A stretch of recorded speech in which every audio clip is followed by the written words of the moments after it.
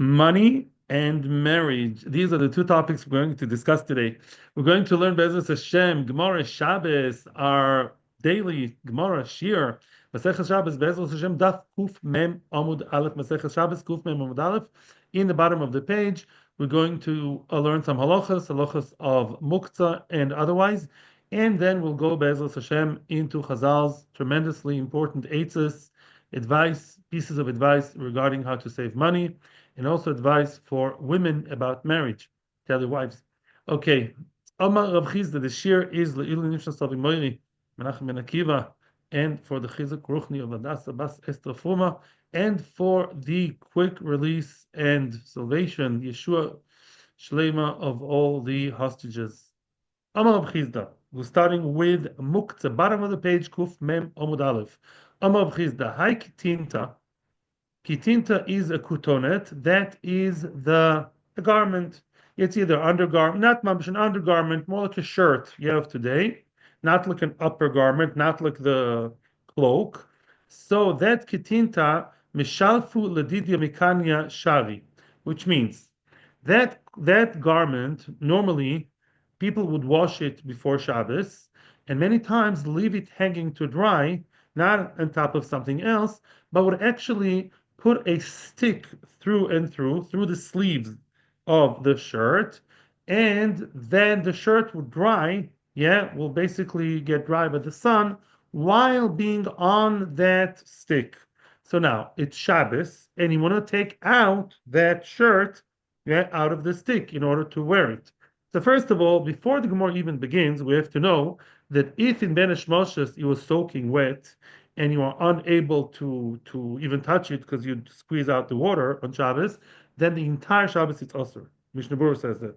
Because whatever is Muktzah and Ben Moshes, when Shabbos comes in, becomes Muktzah the entire Shabbos. The status of everything is determined by the way it is at the beginning of Shabbos. So now let's assume that it wasn't super wet when Shabbos came in. Now you just want to take it out. It's dry, it's good, it's fine. You want to remove the shirt from the stick. To take the shirt away from the cane, the kanya, the stick is fine. If you can gently take it out without moving the cane itself, according to most opinions, then it's okay, because the cane itself is mukta. And we're going to see why soon. But kanya mimena also, you're not allowed to remove the stick, the cane itself, to remove that from the shirt, you're not allowed. Why? It's mukta. One may ask, why is it muktzah? Doesn't it have a good use as the frame that you put the shirt on? So we saw Rashi a few prokim ago, the beginning of I don't remember exactly where, but I clearly remember the Rashi. I actually saw it today. Rashi says that a bolt, a piece of wood that you lock the door with, is not considered a kli. Why? A kli, I'm not sure everyone agrees to that, but the idea, the concept is a kli vis-a-vis muktzah is something that is either used as a receptacle, something to put something inside, right? Or a hammer or something that you use actively. A stick is just there to be used as a dummy, to be used like Statue of Liberty. It's not, you don't have any real use of it. It's not containing anything, and it's not doing anything. It's just there as a frame to hang something on it. So therefore, it's not considered a kli. Again, if it was designed like a kli, maybe that would be possibly yes. But again, that cane, Rashi says, all you can do with that after you took away the shirt is to burn it. In other words, be'etzem, the stick is just a primitive kind of stick which you use for the shirt. Afterwards, you're going to throw it in the fire. But it's not a kli that was designed for any real use. And therefore, it is muktzeh, and don't remove the cane from from the shirt. However, Rav is telling us exception to the rule. In klei kivoihu mutar. If that stick is meant for orgim, which means, let's say that stick is meant for ariga, which is weaving.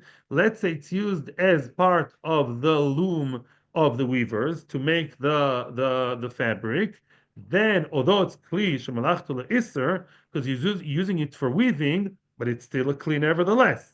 And a kli, which is malachtu le'isur, you are allowed to move l'tzorch kufa l'tzorch mekoymoi. So if you need to remove the stick because you need the space or you need the shirt, you have real need, then you're allowed to move the stick because the stick is a kli, because then it is used for something real. It's designed to be part of a loom, and it's designed to be useful, not stam as a static thing to hang things on it, and therefore it's allowed and it's not muktzah.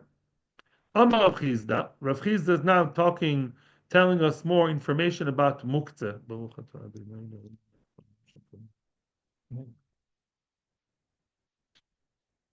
Hi, Kishta de Alka. Kishta de Alka is a bundle of vegetables. A few vegetables, imagine it's like green leaves, all bundled together, a bundle of vegetables. Ichaz el ma'achal behem shari. If it's suitable for animal fodder, then it's allowed. Animal food is allowed on Shabbos, as long as it's for your own animal or whatever. You can give it to your next door neighbor for his animal. Letil tuli, you're allowed to use it. In other words, you're allowed to carry it around. It's not muktzah. The Eloi osir, but if it's not suitable for animals, it's so bad. Not even animals won't eat it, then it's osir. I'm asking you a question. What's the chiddush? Of course, right? Yeah, obviously, if it's suitable for animals, yes. If it's not suitable, then it's muktzah. What's the chiddush? So I was grappling with that, and then I saw in the Sefer, modern day Sefer called Chavrusa, he says something very nice, which I haven't seen in the Rishonim or Achronim. It's somebody today. He says very nice. He says that even Shulchan Aruch didn't see the point of Chiddush. He says like this, that we saw previously at the Mishnah beginning of Mefanin that if you have sticks or branches or things like that that are bigger, not vegetables, yeah, not green leaves, things that are bigger and harder, then depends. If you're miyachid them for burning, then they're muktzah. If you designated them for animals, then they're meant for animals. Now, those green leaves, I guess, yeah, it's one would say maybe you have to designate them for animal. That's the chiddush. As long as it's suitable for Michael Behema, as long as an animal would eat it, even though you did not designate it for that. As opposed to other things that are similar to that, you have to designate because otherwise they may be used for fire. This one, I assume, is not used for fire as fuel, and therefore, if you pashut don't have any kavana, stam, you have no kavana whatsoever. It's automatically assumed if as long as an animal may eat it, even if it's not meant dafka for your animal and you are designated it, but you know, Lucy the cow or I don't know Bessie the sheep wouldn't mind munching on it. The chiddush is even though you're not miyachid it, it's automatically assumed to be ma'achal beima and it's allowed, and otherwise no. Amar B'chir B'Rashi Amar Rav. Here we come to a big machlokes Rashi Tosfos. Amar B'chir B'Rashi Amar Rav. Hi Talia de Bisra. Talia, what's litlos to hang? Talia de Bisra, which means Rashi says in the olden days they used to have like a rope, like a thread, and on that thread they would hang, like hanging, like to dry they would hang salty meat or salted cured meat, yeah, or fish. Basar maliyah chatolur liyabsha, says Rashi. You have meat that's salted for eating purposes, and they hang it there to dry, to let it dry. Okay, part of the process. They salt it, they cure it, brine, shmine, whatever, and then they hang it to dry. But it's not cooked. It's not cooked. It's just salted, but raw. It's not cooked. So high tali de bisla shar tuli. If it's one of the meat, the salty meat, one's allowed to carry that meat. Why? Because meat is eaten when it's raw, as long as it's salty enough. Mashenken de kavri also. The same for fish would not be allowed. Interesting. The salty fish people don't eat. That's a big chiddush. And therefore it's muktzah and you can't touch it. I was wondering what's going on, and then Baruch Hashem, I saw the Tosfos 2 dapim ago, or 2 amudim ago, 1 daf ago. This is there's a whole bunch of questions in Rashi, and one of the questions is it's not true. We saw in daf where was it? Not Kuf Yudalef in Kuf Kafres. We saw in Kuf Kafres Amud Aleph in the bottom of the page, and as we all know, it's salty fish. People eat, right? It's not cooked, but it's salted enough. People do eat it. So why are you telling me it's muktzah? So Tesla says all different pshat. Tesla says that we're not talking about the fish and meat themselves. We're talking about the actual talia. One of the questions of Tosfos is why are you talking about that business with with the thread, with the rope. Just talk about the meat itself. Says this, the meat and fish is not the issue. They're not muktzah. The question is, what happens to the actual thread, which had the meat or fish on it the whole time? How does it smell? So we all know that fish, I'm sorry to say, one of the places which I really don't like, I hope I'm not offending anybody in the crowd. I love all Jews, but to go to a fish store is an sign by me. I don't like the smell. Yeah, in other words, the meat store is better. The fish has, this kind of funny smell. I'm not the only one saying it. Who says that? Tosfos. And also Tosfos in Daf Yutes Amud Beis says that the mechzeles, the rags that they would put on top of the mat, they would put on top of the fish would always, excuse my language, would stink. So it's muktzeh machmas mius. It's muktzeh because it's disgusting. But she'enke, the one of the meat, doesn't have the bad odor, and therefore it's not muktzeh.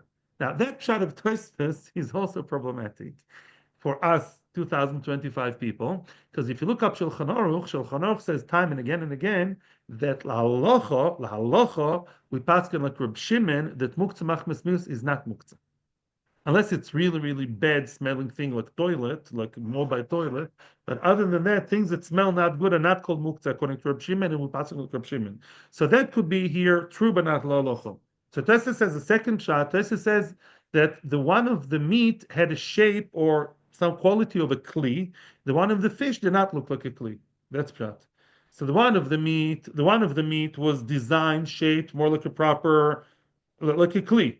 Yeah, like a vessel, like a kind of cleese. You don't have to translate. The one of the fish, for whichever reason, wasn't designed that way. It's more primitive, stam, like a piece of nothing, and therefore it's mukta. It's like the stick of the shirt that we had before. So we have three different shotim. Pick your choice, okay?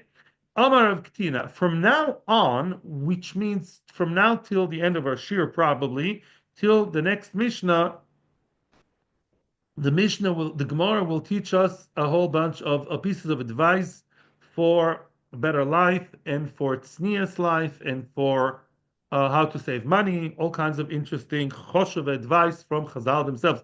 How fortunate we are. Yeah, we can listen to the real advice from Chazal, not from any other sources.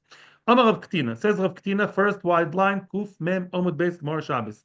Amar Rav Ktina, Ha'omed be'emtza hamita, a person who stands in the middle of the bed of a couple, where couple, the bedroom, a bedroom double bed of a couple, and a person stands in the middle of that bed without thinking anything bad, but it's ki'ilo omed b'kreisa shel isha. In other words, it's inevitable that he would have Yehurim, he would have thoughts about the couple and what they do in the bed, and therefore it's considered as if he's standing in the stomach of the woman, whatever that means, but it's kilu not sneas. Yeah, Rashi says one word, if I remember, de meharher. It's inevitable that he would come to Yehurim, to bad thoughts, shlechte machshuves, and therefore don't do that. That's Rav Ktina's opinion, but the Gemara says v'lav miltahi. The Gemara says no, it's not a concern. Yeah, Rav Ktina was concerned about it, and the rest of the Amoraim, the Gemara seems to say that it's not a concern. I mean, I assume each one's different. If you know that it brings to Hurim, then you shouldn't, yeah? But if you don't think it would cause you to any Hurim, so it's not an issue. Rav Chisda. Now, answers for how to save money, kesef, money, and geld. Rav Chisda. Bar Rav, a Talmid Chacham, and as we all know, Talmid Chachamim are not always rich, and I just saw today in one of the Sfarim that before Mashiach comes, especially as we know of the Gemara in the second parak in Bava Metzia, before Mashiach comes, Talmidei Chachamim will be poor and will be downtrodden, and they'll be the most unappreciated people around, as they are in this country, unfortunately, by some people. So Talmidei Chachamim always have to live, not always, not there are exceptions, but many Talmidei Chachamim have to live more austere life and save money. Rav Chisda, Bar Rav de Zabin Yarka. Rabbi Rav wants to buy, the Talmid Chacham wants to buy some vegetable, yeah, for him and his family. Lizbin Aricha. He should buy the tall ones, yeah, the long ones. What do I mean? It means that, let's say you buy scallions, yeah, or whatever, any kind of long leafy vegetable, lettuce, yeah. So it's better to buy the long ones and not the short ones. Why? Kisha kikisha, which means the size. In the olden days, they would not care about how long the vegetable is, the leafy vegetable is, but rather they would care about the girth. Yeah, the width of it. Yeah. So kisha kikisha, it's the same price per a bundle of, let's say, five thin or thick ones. The urcha mimela. So you are marviach, you gain as added value on the side. You gain the length. You should know how to shop. I assume there are bigger and better meaning in this Gemara. The Pashup Pshat is, yeah, you have to know how to shop in a way that saves you money. Talmud Chacham wants to stay in learning, not spend too much money, and here's the way. Rav Chisda, Bar Berav Dezabin Kanya, a Bar Berav that wants to sell, to buy, excuse me, Kanya. And Kanya are, as we said before, Chavile Konim Le'etzim, which means he wants to buy wood for the fireplace in his house. Lisbin Aricha, same idea, buy the long sticks, the long pieces of wood. Why? Same idea. Tuna kituna, tuna is the weight. Yeah, like ton. You know where the word ton comes from? If it comes from Aramaic tuna, I saw in one of the Aramaic dictionaries, Hebrew Aramaic, tuna comes from ta'una, lit'on, te'ina. Lit'on is to load. Interesting. Ta'un, yeah. So the load is the same. They're sold per weight, yeah, per weight, yeah. The weight is the same, not the weight, the whole thing, but like the circumference, yeah. The circumference is the same, the width is the same, the urka mimela, and the length you marviach. If you buy a longer one, fine, they sell you the same for the same amount of money. They sell you short one or long one, go for the long one, and you save money. Rav Chisda says Rav Chisda more. Barbi Rav Delon official Rifta. You have a Talmud Chacham, and it doesn't have much bread, doesn't have much to eat, doesn't have much bread to eat. Rifta is bread. Lo leichul yarka. Don't eat vegetables. Why? You think you're saving on buying vegetables and eating vegetables? Don't. Why? Mishum de gorir. Because vegetables cause you, yeah, bring about more appetite. They open the appetite. So you'll have more appetite than you can eat. So sometimes you can save money by not eating things that bring about the appetite. So stay away from those kinds of vegetables. Usually yarka means green vegetables, yeah? Don't buy those vegetables. I think Rashi says over here, yarka, no, he doesn't say, but yarkchai, krishin, shachlaim, yeah, I think these are green ones, yeah? Like the cress, maybe, shachlaim. Don't buy the green vegetables because they cause you to want to eat more. Rav Chisda. I know Rav Chisda was poor and he became rich. From rags to riches. That was Rav Chisda's life. Rav Chisda. I know, Lo be'aniusi achli yarka. When I was poor, I did not eat those green vegetables. And when I was rich, I did not eat green vegetables either. Why not? Be'aniusi, when I was poor, I did not eat the vegetables. Mishum de gorir. Because, again, it's gorer. Ligro means to drag. It drags in, brings in the appetite. Why should I want to have appetite when I have nothing to eat? I don't know much to eat. Be'atirusi, when I was rich, I still remain not eating those yarka, the amina, because I said, Echa the ail yarka, the same place where you can have the vegetables, leil bisra v'kavri, you can have meat and fish, and nowadays they say proteins are very, very healthy. All the diets nowadays, they praise the proteins. So he knew what he was doing, obviously. I want to have some vegetables, not vegetables, but I can have the bisra v'kavri, the meat and the fish. I might as well eat those. Why should I have the leafy ones? Vam of Chisda, another statement of Chisda. Bar Berav, the loy nefishale rifta. You see, we have there are two explanations and two gersos. Bar Berav that doesn't have much bread. Lo livtza bitsui.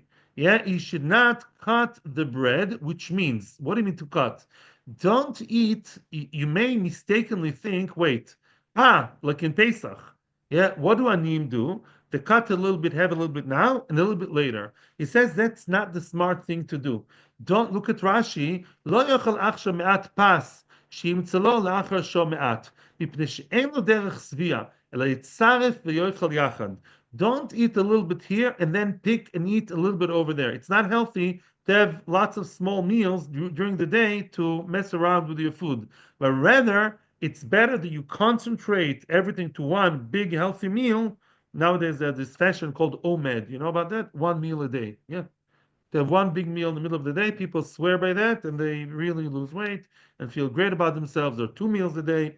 Yeah, the less meals, the better, with a lot of stop in between. So that's Rav Chisda already knew about OMED even before 2025, and he's telling us, yeah, don't be botzea, don't cut and have bits of that and bits of the other and snack around, but rather have it all in one go as much as you have. The next line, according to the gears on the side, we don't have to read. And then there is another version, lo yiliv tzam etam delovid ba'in yofo. That's another version. I think it means to say that a person should not cut if he doesn't have much bread. Maybe it means to say don't cut the motzi for other people because you don't cut it. You don't cut a big piece. But anyhow, according to some Rishonim, these girsa, these words are not here in the Gemara, so I would skip them. Rav Chisda says Rav Chisda, Ano, I meikoro, when I was poor, yeah. Lo avoy batzana, 1 second, yeah. Lo avi batzana ad shadoi yodi bekuli mana, vashkachi bekol tzoki. Same idea. When I didn't have money, when I was poor, I would not be boitzea, I wouldn't start eating bread until I placed my hand inside. He had like a basket or a bag with some bread there. Before I knew, unless I knew that I have ashkach kol tzolki, that had enough bread for the entire meal, I wouldn't start eating. Although he was hungry, I guess, but the same idea as before. He knew that he has enough for one meal, and only then he would have the entire meal. But he wouldn't eat a little bit now and a little bit later. He waited until he managed to buy more bread or make more bread or get more bread, and then he would have one wholesome meal. Rav Chisda. Another statement of Rav Chisda. A person who's able to eat the barley bread, but he eats the chitim. In other words, he is spoiled. And he eats better bread. The bread of wheat is considered as better than barley, not like in today's health world. But as we know, by Chazal, it's always considered a Michael Behema, the one of the barley, like in Sfiras Omer, right? And you don't eat the fancy bread, which may be healthier and better for you. If you can tolerate the seorim, don't be spoiled and eat the simpler bread. Don't eat the fancy bread. Why? Because ka'oda mashum baltashchis. It's baltashchis. In other words, why are you spending money? Stop spending money and spending, eating something fancy when you can eat simpler food. And that's one opinion. Rav Papa says something similar, the same idea. What was Rav Papa's profession? Obviously, Rav Papa Talmid Chacham. What was Rav Papa's parnosa? He was a beer maker. Yeah, it says in a few places. Rav Papa, Hayman de Efshal Mishti Shichra, a person who's able to drink Shichra, something like beer, like brew beer or something like that. Shati Chamra, and instead of that, he drinks the fancier thing, the wine. It's baltashchis. You can eat or drink something simple. Go for the simple. Don't waste your time and your food. If you can't, you're spoiled.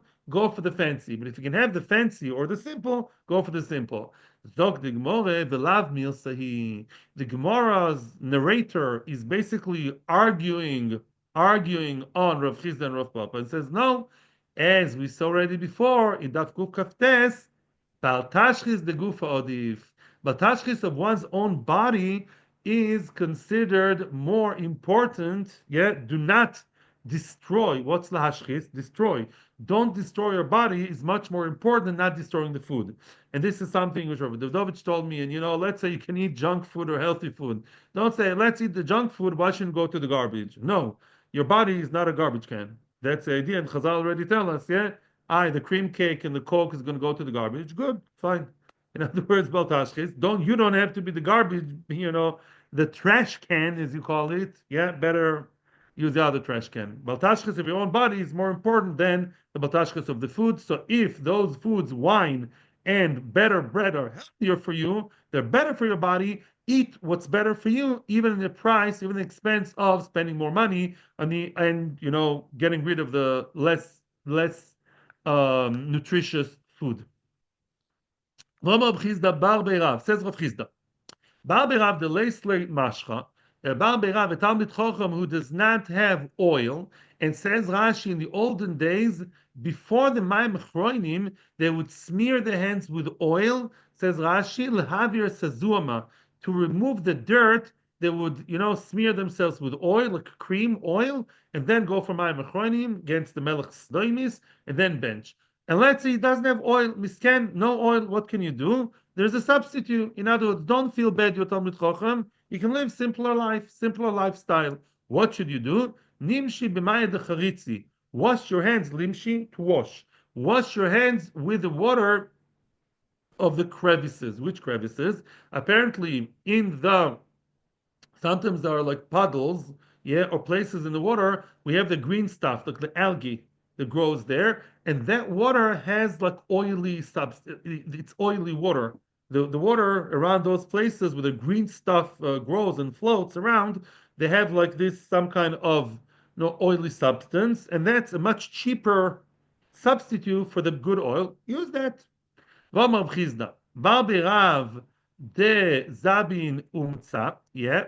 If a Bar Berav, a Talmid Chochem, goes to the shop to buy meat, meat, pshia, fancy meat, Umtza, who has money for meat, let's say goes to buy meat. So which meat should you already buy if you have a few kopekes, a few dollars, a few shekels to buy meat? Which meat should you buy which will be healthy and thrifty?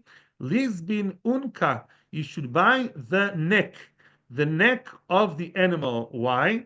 The isbetlosamine bisra, because there are three types of meat in one body part. In one edible organ, you have three different types, and Rashi says you'll taste in it three different kinds of taste. You're going to enjoy life the simple way. What is it? What are the three types? Look at Rashi. Rashi says, shomen, v'kochush, v'gidatzovo.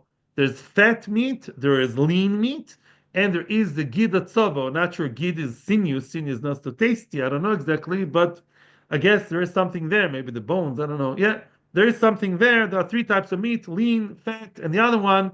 So you get three in one for relatively cheap. For relatively less money, you get the whole fiesta together. Rav Chisda, another statement of Chisda, but for the Talmidei Chachamim, Rav Chisda was poor and rich, so he knows both sides of the spectrum.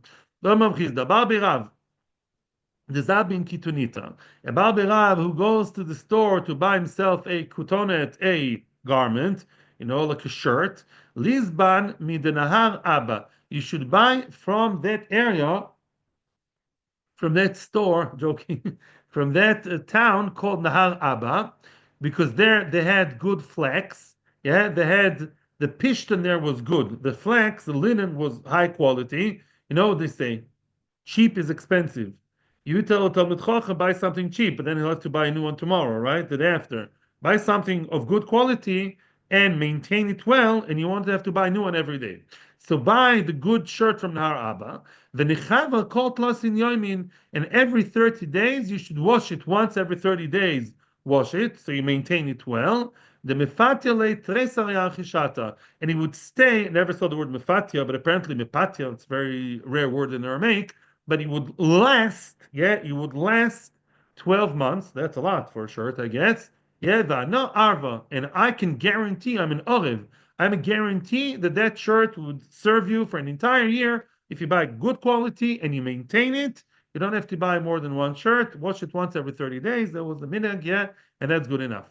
My kitunita. Why is kitunita called kitunita? There is a reason for that, and the Gemara says kita no.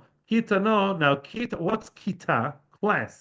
Classroom, or kat, a group, which means if you have a nice kutonet, especially as a Talmid Chacham, they will seat you, yeah, they will make you sit with the choshev people. Yeah, if you dress nicely, as we saw in Daf Kuf Yudaleh the Mudalef, right?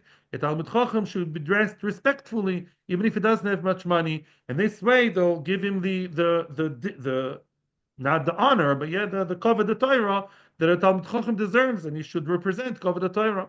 Rav Chisda, more and more choshev advice from Rav Chisda to the Talmidei Chachamim. Bar Berav lo leiti v'tzipta chareta. A Bar Berav should not sit on a new tzipta is like a mat, a mat of reeds. Yeah, don't sit on the new one. Why? Why is the new? What's a new reed? A new reed, a new mat from reeds is still moist, right? It's still fresh and moist.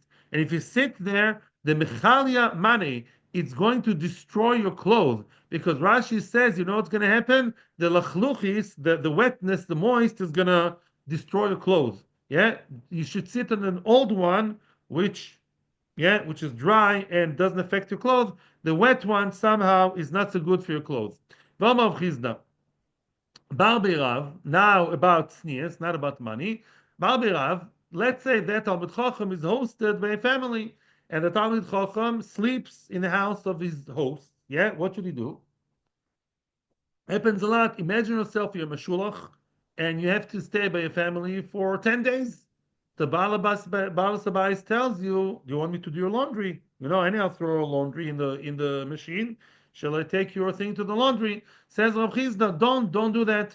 Lolish del mani lei.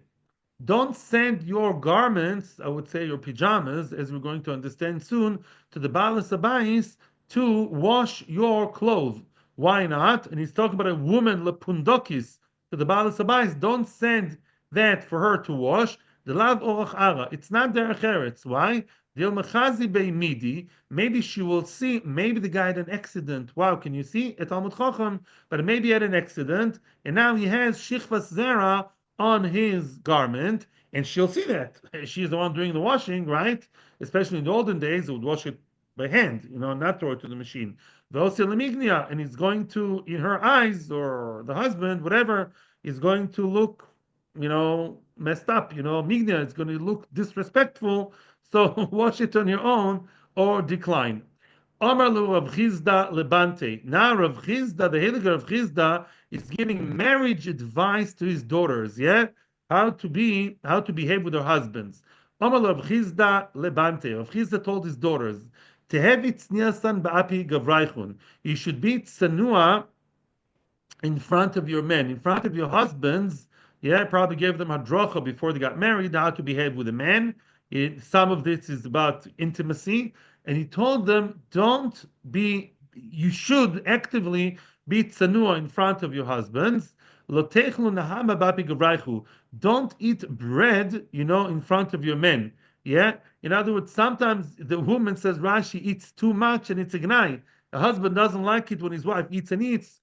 No, overweight, not so feminine, whatever. So don't eat bread in front of your man. Now, I don't think it means to say that a man and woman should not eat together, right? Because they do eat together, right? We saw in Daf Yud Gimel Amud Aleph that a man and woman eat together. I think it means in the bed, maybe, like in the bedroom area, in the bedroom setting. Don't eat bread, like before they go to sleep, or in the bedroom, because that doesn't look very, attractive for the man. Looks like a gnai. Lotechlu nialka belelia, right? No, maybe I'm wrong actually, because but the yarka it says lelia. I'm not sure then about the bread, but lotechlu nialka belelia. Don't eat the vegetables, the green vegetables again. Don't eat it at night. Why? It says Rashi, maybe means scallions, or those things that cause a bad odor, bad smell. Yeah, don't eat that at night, because it's not so attractive for the husband when his wife doesn't smell nice. Lotechlun tamri belelia. Don't eat dates at night. Velotishtun shichria belelia. And don't drink beer or any brew at night. Why not? So Rashi says, Mishalshilin vino da'afocho, because it causes diarrhea, they cause gas, and the woman is going to pass gas. It's not nice. And another eitzah, velotifnun eicha de mefani gavraichu. Don't use the same toilet as your husband does. You have to understand, back then it wasn't as hygienic as today. Today they flush the toilet, and hopefully the woman cleans after herself. It's fine. But back then, yeah, Rashi says if he sees her left over, excuse me, it's like most, and then he has it in his mind. It's not gishmak, yeah, it doesn't help their intimate life. The chikakari, now another eitzah of tznius, the chikakari above inish. Let's say someone is knocking on the door and the woman is inside. Then how should she approach? What should she say? Hi, who is this? What's going on? Lo temrun manu. Don't say, okay, in English, it's the same thing. One of the problems of this language, English, there's no separation between men and women. I think that's where Bet Hashkafa started with English. Lo temun manu. Don't say mize, who is this masculine. Ela mani. say who is it feminine. In other words, you should always say mizot. Get me? In other words, you should assume, even though the person on the other side of the door, yeah, who's at the door? Maybe it's a man. The postman, the plumber, the electrician, usually they're men. But your mindset as a woman should be you want to relate to women, not to men. Rashi says, Lo torgilo dabirim scharim. It's not sanua for a woman, especially a married woman, to relate to men, but rather to other women. That's their chatznias. Now he's giving some very explicit piece of hadrocha for the girls, for the daughters, and he says, when your husband and you are together in the act of intimacy of the mitzvah of oina of tashmish shamita, nakit marganisa bechada yodei, you should hold the marganisa, that is the diamond. Hold the diamond with one hand, the koira bechada yodei, and hold the kura is like the hole. Hold it with your other hand, and soon we're going to see what Rashi explains it. Marganisa achvilahu. Show your husband the diamond, the kavra or kura lo achvilahu, and don't show him the hole. That's Lashon the Gemara. At the mitztaran, until the husband is really, really lustful, the husband is really full of taiva, of lust, of yeah, the hadar achvilu, and then show it to him. So this Rashi we have to see inside. Rashi says, yeah, kshebalech nakit marginisa b'chad yodeh v'kor b'chad yodeh. Yeah, kshebalech memashmish bach litav slach letashmish. When your husband starts feeling your body in order to get excited for the dvar mitzvah, so on one hand he's holding your upper part of the body, the chest.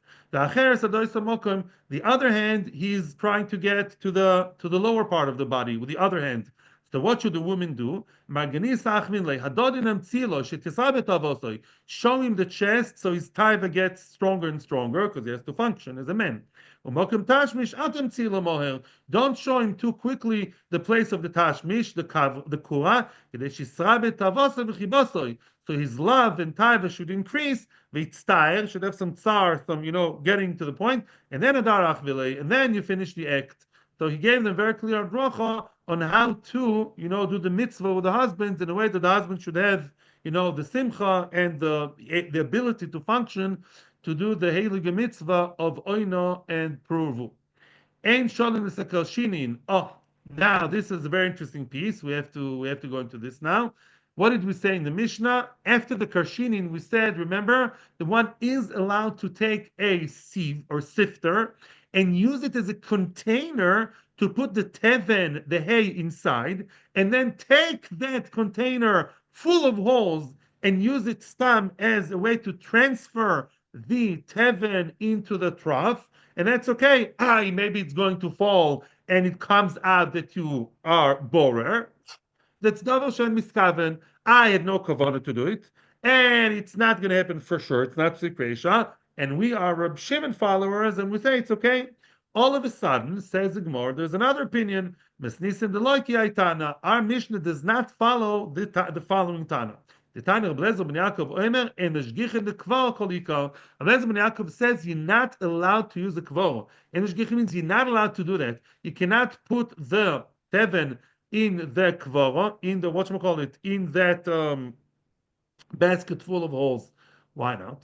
So now we have a problem. If you want to tell me that he argues, and I was Mechavan Baruch Hashem, one of the Achronim says that, had a lot of a no. What are you going to tell me? Reb ben Yaakov is what? He's arguing on Reb Shimon, seems to be, right? He's saying, no, Dover Shem Miskavan is also, don't do that. That's a problem. You can't say Reb ben Yaakov argues on Reb Shimon. You know why? Because we know that the Loch is like Reb Shimon. And we also know Reb ben Yaakov, what does it say in Gittin, famous line? Mishnah Reb ben Yaakov, Kav Fenoki. Whatever Reb ben Yaakov says is halacha. Halacha is always like him. So it's going to come out. If he argues on Reb Shimon, we're torn between daddy and mommy. Because Reb Shimon, halacha is like Reb Shimon here, and yet Reb ben Yaakov. Therefore, says, I don't remember the name of the Achron, he says, no.